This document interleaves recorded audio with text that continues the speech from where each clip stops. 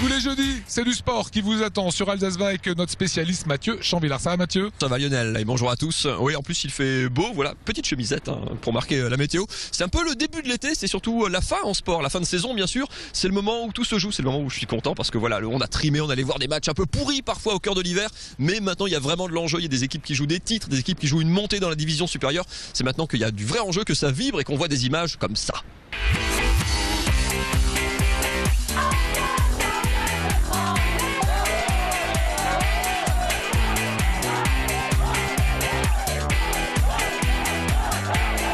Voilà, c'est beau quand même le sport. Quels sont les enjeux pour 5 d'entre elles?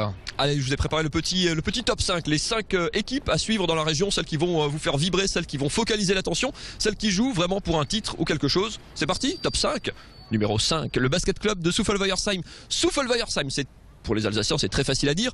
Quand ils ont débarqué en National 1, c'est la 3e division, ça a fait marrer un peu tout le monde, ce nom imprononçable, au cœur de l'Alsace, personne ne savait où c'était.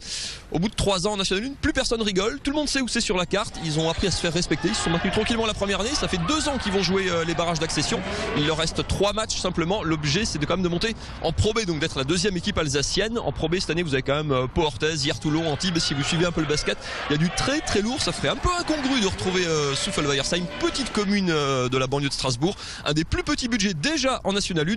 Ils ont pourtant de vraies chances de monter en Pro B. Ils joueront très certainement les barrages chez eux. Ils avaient trébuché sur la dernière marche l'an dernier, l'avant-dernière marche, pardon, en demi-finale contre Blois. Blois, une équipe qui les viennent d'atomiser 84-58. Ah oui, il a raclé. C'est pour dire, ils sont prêts. Voilà, ils sont prêts, ça c'était en basket et on rappelle quand même que Souffel, c'est une vraie culture du basket depuis des décennies. Autre sport. Numéro 4, allez, l'ATH. ATH pour Aronheim, Truchtersheim Handball. Alors là, pareil, allez, dans d'autres régions, ça peut faire un peu rigoler. Les spécialistes ou les amateurs du handball dans la région connaissent bien, c'est l'entente de ces deux clubs de l'ouest de Strasbourg, Aronheim, Truchtersheim. Très gros club de handball régional, 400 licenciés, une vingtaine d'équipes. Les têtes d'affiche, ce sont les filles qui évoluent en National 1, c'est la 3e division. Elles font une saison impeccable, 17 victoires, 2 défaites seulement. Elles n'ont par contre qu'un petit point d'avance sur le deuxième. Seul le premier monte, il reste 3 matchs. Le premier dès ce samedi, la réception de Bouillargues à Truchtersheim, au centre sportif de Truchtersheim, ce samedi à 20h. Là aussi, ça commence à sentir bon pour les filles d'Aronheim. Voilà, elles y croient, elles ont des chances. Elles y croient, elles ont des chances. Il reste 3 matchs, elles ont un point d'avance, donc il faut faire un quasi sans faute. Il faut gagner les 3 matchs. Il y en a 2 à domicile. Verdict le 11 mai pour le dernier match à domicile. Ça, c'était le numéro 4. Numéro 3 à présent. Numéro 3 du football, évidemment, avec allez, là 2 clubs pour le prix d'un, le Racing bien sûr et le football club de Mulhouse. Tous les 2 à la bagarre pour monter en national. Problème, il n'y a qu'une équipe qui monte par groupe, donc il y en a forcément au moins un des 2 qui sera malheureux. Peut-être les 2, puisqu'il y a 6 équipes qui sont dans un bouchon de poche. Ne parlez pas de malheur. Les clubs alsaciens ont un petit peu de retard en plus. Le leader Serra, on l'étape. Le Racing est à 3 points. Mulhouse à 4. Il reste 6 matchs au Racing. 7 à Mulhouse qui a un match en moins.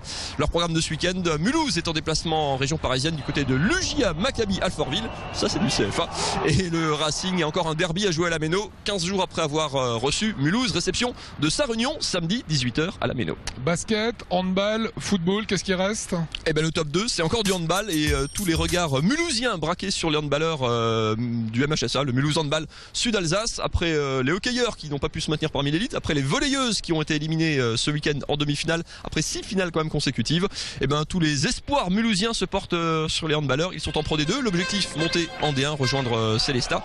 Il reste 4 journées, il faudra dans tous les cas très probablement passer par des barrages. Ils avaient chuté en finale de barrage l'an dernier. Ils sont pas mal armés cette saison. C'est plutôt une belle saison là. C'est une très belle saison, ils sont 2e, ils devraient assurer cette 2e place qui leur permettra d'avoir l'avantage du terrain en demi-finale de barrage et en finale. On met une petite pièce, allez, sur les Mulhousiens qui ont une grosse équipe cette année. Et dernier numéro 1, ce qu'il ne faudra pas rater.